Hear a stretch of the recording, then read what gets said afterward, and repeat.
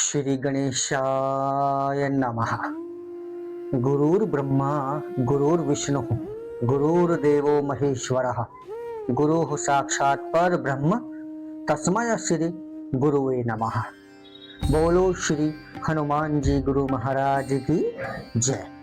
जय माता दी। मेरे प्यारे श्रोतागणों, आज आप इस प्रस्तुति में सुनेंगे कि राजा जनक के द्वारा गृहस्थ आश्रम का उपदेश दिए जाने के बाद श्री सुखदेव जी का गृहस्थ आश्रम में वापस आना तथा श्री सुखदेव जी द्वारा संतान की उत्पत्ति करना और परम सिद्धि प्राप्त करना।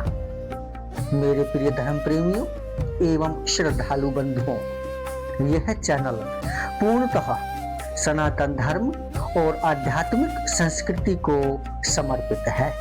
इस चैनल का एकमात्र उद्देश्य है सनातन धर्म का प्रचार और प्रसार, सनातन संस्कृति और वैदिक ज्ञान की इस अमूल्य धरोहर से जुड़ने के लिए और ऐसे ही नई नई और ज्ञानवर्धक कथाएं एवं गुप्त रहस्यों को जानने और सुनने के लिए हमारे चैनल को अभी सब्सक्राइब करें, अर्थात सदस्यता ग्रहण करें, जो पूर्णतः निःशुल्क है।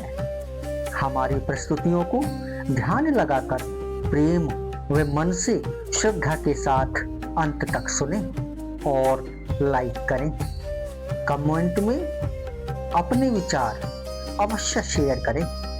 आपका स्नेह और आपका समर्थन ही इस आध्यात्मिक यात्रा की सबसे बड़ी शक्ति है। तो आइए आरंभ करते हैं कि राजा जनक के गृहस्थ आश्रम के बारे में दिए गए उपदेश के बाद श्री सुखदेव जी ने गृहस्थ आश्रम स्वीकार किया और संतान की उत्पत्ति भी की। इसी के साथ उन्होंने परम सिद्धि को भी प्राप्त किया। आइए जानते हैं ये गुप्त रहस्य। जय माता दी। ओम ऐं ह्रीं क्लीं चामुंडाय विच्चे। सुखदेव जी बोले, हे महाराज, मेरे हृदय में यह शंका हो रही है कि माया में लिप्त रहते हुए कोई मनुष्य निःस्पृह कैसे हो सकता है। शास्त्र का ज्ञान प्राप्त करके नित्यानित्य का विचार करने पर भी चित्त से मोह नहीं दूर होता, तब भला वह मनुष्य मुक्त कैसे हो सकता है। मनुष्य के मन में स्थित मोह को दूर करने के लिए केवल शास्त्र बोध ही समर्थ नहीं हो सकता। जैसे केवल दीप जलाने की बात करने से अंधकार दूर नहीं होता, अतः बुद्धिमान मनुष्यों को चाहिए कि वे कभी किसी से द्वेष भाव न रखें। परंतु हे नृपश्रेष्ठ, गृहस्थ से वह कैसे संभव है।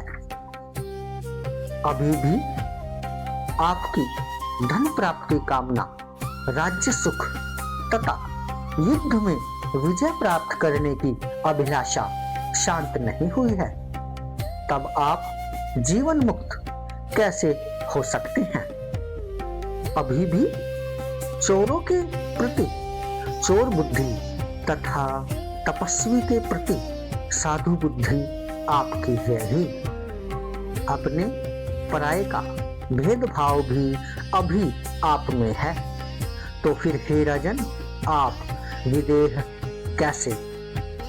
अभी आप कटु, तिक्त, कसैले एवं खट्टे रसों का तथा भले बुरे का ज्ञान रखते ही हैं। हे राजन, आपका चित्त शुभ कर्मों में रमता है, अशुभ कर्मों में नहीं। जागृत, स्वप्न, सुषुप्ति ये चार अवस्थाएं अभी आपको समय अनुसार होती ही हैं। तब भला आपको तुरीय अवस्था कैसे प्राप्त होती होगी? हे राजन, घोड़े, रथ, हाथी तथा पैदल सैनिक ये सब मेरे अधीन हैं और मैं इन सब का स्वामी हूँ। ऐसा आप अपने को मानते हैं या नहीं? आप मधुर भोजन को प्रसन्नता पूर्वक अथवा बेमन से खाते ही होंगे। हे नरपश्रेष्ठ, आप माला और सर्प में क्या समान दृष्टि वाले हैं? हे राजन, विमुक्त पुरुष तो वह कहलाता है जो मिट्टी के ढेले और स्वर्ण को समान समझता हो, सब जीवों में एकात्म बुद्धि रखता हो तथा जीव मात्र का उपकार करता हो। मेरे मन घर, स्त्री आदि में कभी नहीं लगता, इसीलिए अकेले ही निष्प्रह भाव से मैं सदा विचरण करता रहता हूँ। यही मेरा विचार है।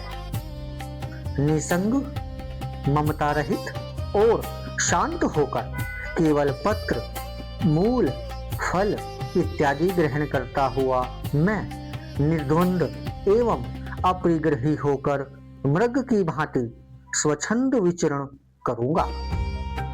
हे पार्थिव, ग्रह, धन तथा रूपवती स्त्री से मुझ विरक्त चित्त और गुणातीत का क्या प्रयोजन है? आप अनेक प्रकार की राग द्वेष युक्त बातें सोचते हैं, फिर भी मैं विमुक्त हूँ ऐसा आप कहते हैं। यह सब मुझे तो केवल आपका दंभ ही जान पड़ता है। आपको कभी शत्रु की, कभी धन की तथा कभी सेना की चिंता रहती ही है। तब हे राजन, आप निश्चिंत कहाँ? स्वल्प आहारी, अटल व्रत वाले जो बैखानस मुनि हैं, वे इस संसार की अनित्यता को जानते हुए भी इसमें आसक्त हो जाते हैं।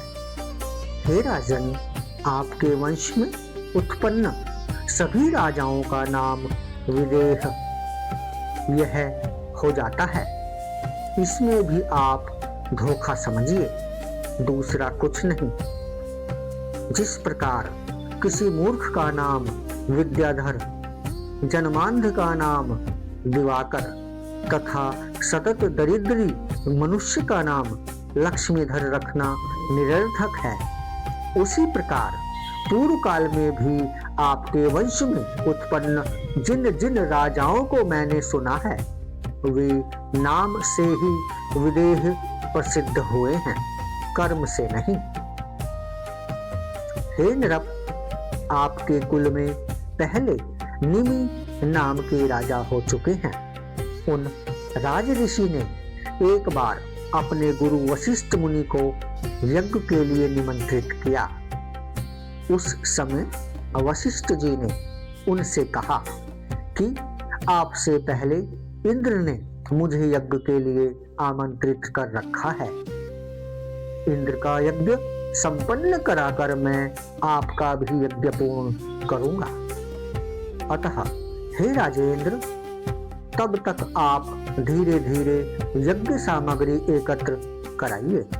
ऐसा कहकर वशिष्ठ मुनि इंद्र का यज्ञ कराने के लिए चले गए और महाराज निमि ने किसी दूसरे को आचार्य बनाकर अपना उत्तम यज्ञ संपन्न कर लिया। यह सुनकर वशिष्ठ जी राजा पर अत्यंत क्रोधित हुए और उन्हें शाप देते हुए बोले, हे गुरु का परित्याग करने वाले, तुम्हारा शरीर नष्ट हो जाए। यह सुनकर महाराज निमि ने भी शाप दिया कि आपका भी शरीर नष्ट हो जाए। इस प्रकार वे दोनों एक दूसरे के शाप से नष्ट हो गए, ऐसा मैंने सुना है। हे राजेंद्र, विदेह होकर भी राजा ने अपने गुरु को स्वयं शाप क्यों दे डाला? हे नरक श्रेष्ठ, यह तो मेरे मन में परिहास जैसा प्रतीत हो रहा है। श्री सुखदेव जी की ये सारी बातें सुनकर जनक जी बोले, हे विप्रवर, आपने ठीक ही कहा है, इसमें मिथ्या कुछ भी नहीं है, ऐसा मैं मानता हूं। फिर भी आप मेरी बात सुने। हे विप्रेंद्र, गुरु व्यास जी मेरे परम पूज्य हैं। उन अपने पिता का साथ त्याग करके आप वन में जाना चाहते हैं। वहां भी तो मृग आदि पशुओं के साथ आपका स्नेह संबंध रहेगा ही, इसमें संदेह नहीं है। पृथ्वी, जल आदि महाभूत तो सर्वत्र ही विद्यमान हैं, तब आप निसंग कैसे हो पाएंगे? और फिर हे मुने, भोजन आदि की भी चिंता रहेगी ही, तो आप निश्चिंत कैसे रहेंगे? जिस प्रकार आपको वन में दंड और मृग चर्म की चिंता बनी रहेगी, उसी प्रकार मुझ विचारशील राजा को भी राज्य संबंधी चिंता तो होगी ही। आप ही भ्रम में पड़कर यहाँ तक दूर देश में आए हैं। मुझे किसी प्रकार का विकल्प रूपी संदेह नहीं है, क्योंकि मैं तो सर्वथा निर्विकल्प हूं। जनक जी ने आगे कहा, हे विप्र, मैं सुख से भोजन करता हूं और सुखपूर्वक शयन करता हूं। हे मुने, मैं बुद्ध नहीं हूं, अर्थात मैं बद्ध नहीं हूं। इस भावना से मैं सर्वदा सुखी रहता हूं। इसके विपरीत मैं बद्ध हूं, इस शंका से आप सर्वदा दुखी ही रहते हैं। अतः आप इस शंका को छोड़कर सदा सुखी एवं स्वस्थ हो जाइए। इससे आगे जनक जी बोले, यह शरीर मेरा है, यही बंधन का कारण है, यह मेरा नहीं है, ऐसा निश्चय ही मुक्ति है। यह ग्रह, संपत्ति, राज्य मेरा नहीं है, ऐसा मेरा दृढ़ निश्चय है। राजा जनक जी की ये सारी बातें सुनकर श्री सुखदेव जी शांत रहे।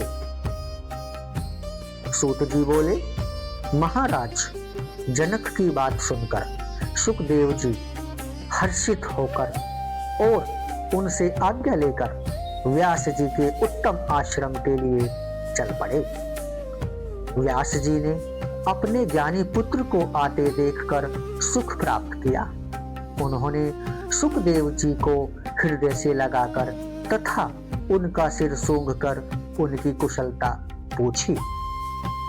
सब शास्त्रों में कुशल एवं वेदाध्ययन में तत्पर श्री सुखदेव जी अपने पिता के साथ उस रमणीय आश्रम में सावधान होकर रहने लगे। राज्य करते हुए महात्मा जनक की वह विदेह अवस्था देखकर श्री सुखदेव जी परम शांति को प्राप्त करके अपने पिता के आश्रम में ही स्थित हो गए। योग मार्ग में स्थित रहते हुए भी श्री सुखदेव जी ने पितरों की पीवरी नाम की सौभाग्यवती सुंदर कन्या को पत्नी रूप में स्वीकार कर लिया। उन्होंने उनसे कृष्ण, गौरप्रभ, भूरी और देवश्रुत नामक 4 पुत्र उत्पन्न किए। साथ ही उन प्रतापी व्यास सुत श्री सुखदेव जी ने कीर्ति नाम की एक कन्या उत्पन्न करके उस कन्या का विवाह विभ्राज के पुत्र महात्मा अनु के साथ कर दिया। श्री सुखदेव जी की कन्या से उत्पन्न अनु के पुत्र श्रीमान ब्रह्मदत्त हुए, जो बड़े प्रतापी ब्रह्मज्ञानी एवं पृथ्वी के रक्षक थे। वे कुछ समय के बाद देव ऋषि नारद जी के उपदेश से और परम श्रेष्ठ ब्रह्म तत्व का ज्ञान पाकर योग मार्ग का आश्रय लेकर राज्य का भार अपने पुत्र को सौंपकर बद्रिकाश्रम चले गए। वहां नारद जी के कृपा प्रसाद से प्राप्त माया बीज के उपदेश से उन्हें निर्बाध तथा तत्क्षण मुक्तिदायक ज्ञान उत्पन्न हुआ। उधर श्री सुखदेव जी भी अपने पिता का साथ त्याग कर कैलाश के सुरम्य शिखर पर चले गए और निसंग भाव से अविचल ध्यान लगाकर स्थित हो गए। कुछ ही दिनों में उन्हें परम सिद्धि प्राप्त हो गई और वे पर्वत के शिखर से उड़ गए तथा महातेजस्वी वे श्री सुखदेव जी आकाश में जाकर सूर्य के समान सुशोभित होने लगे। तब श्री सुखदेव जी के उड़ते ही पर्वत शिखर दो भागों में विभाजित हो गया। श्री सुखदेव जी के आकाश में जाते ही अनेक प्रकार के उत्पात होने लगे। ऋषियों के द्वारा स्तुति किए जाते हुए वे श्री सुखदेव जी अंतरिक्ष में वायु की भांति स्थित हो गए। वे अपने तेज से दूसरे सूर्य की भांति देदीप्यमान हो रहे थे। इसी बीच पुत्र के वियोग से व्यग्र होकर व्यास जी बार बार हा पुत्र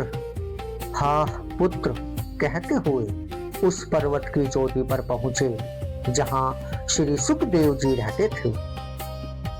थके हुए व्यास जी को दीन भाव से करुण क्रंदन करते हुए देखकर सभी जीवों में साक्षी रूप से विद्यमान परमात्मा ने प्रतिध्वनि के रूप में उत्तर दिया।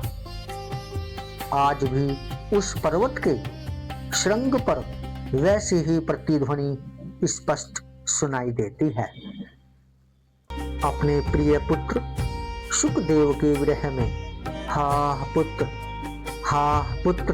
कहकर विलाप करते हुए व्यास जी को शोक संतप्त देखकर साक्षात शंकर जी वहां आकर उन्हें सांत्वना देने लगे।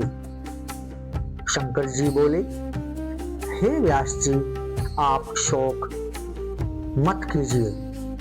आपके पुत्र श्रेष्ठ योगवेत्ता हैं।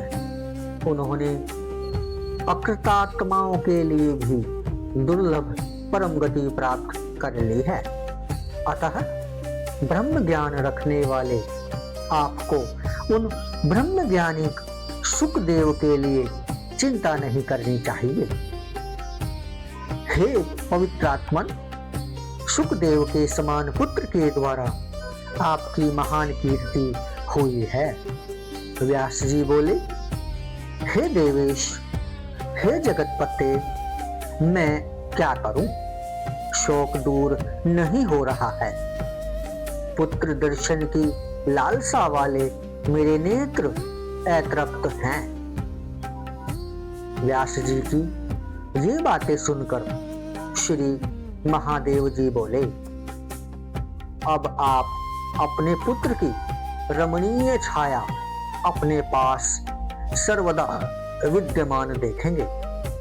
हे मुनिवर, हे परंतप, उस छाया को देखकर आप अपना शोक दूर कीजिए। सूत जी बोले, तदंतर व्यास जी ने अपने पुत्र सुखदेव जी की ओजस्विनी छाया देखी। उन्हें वरदान देकर श्री शंकर भगवान जी वहीं अंतर्ध्यान हो गए। महादेव जी के अंतर्ध्यान हो जाने पर श्री व्यास जी भी अपने आश्रम को लौट आए। श्री सुखदेव जी के वियोग से संतप्त होकर वे अत्यंत दुखी रहने लगे। इस प्रकार श्री सुखदेव जी ने श्री राजा जनक जी से गृहस्थ आश्रम के बारे में जो उपदेश सुना, उस उपदेश को सुनकर श्री सुखदेव जी ने गृहस्थ आश्रम को भी स्वीकार किया, 4 पुत्रों को भी जन्म दिया और गृहस्थ आश्रम का पालन लालन करने के पश्चात परम सिद्धि को भी प्राप्त किया। जय माता दी। ओम ऐं ह्रीं क्लीं चामुंडाय विच्चे। मेरे प्यारे श्रोतागणों, मेरी आपसे हाथ जोड़कर प्रार्थना है कि आपको हमारी प्रस्तुति अच्छी लगती हैं तो प्लीज कृपया करके हमारे चैनल को सब्सक्राइब करें और हमारी प्रस्तुतियों को लाइक करें तथा अपने विचार कमेंट में अवश्य शेयर करें। धन्यवाद।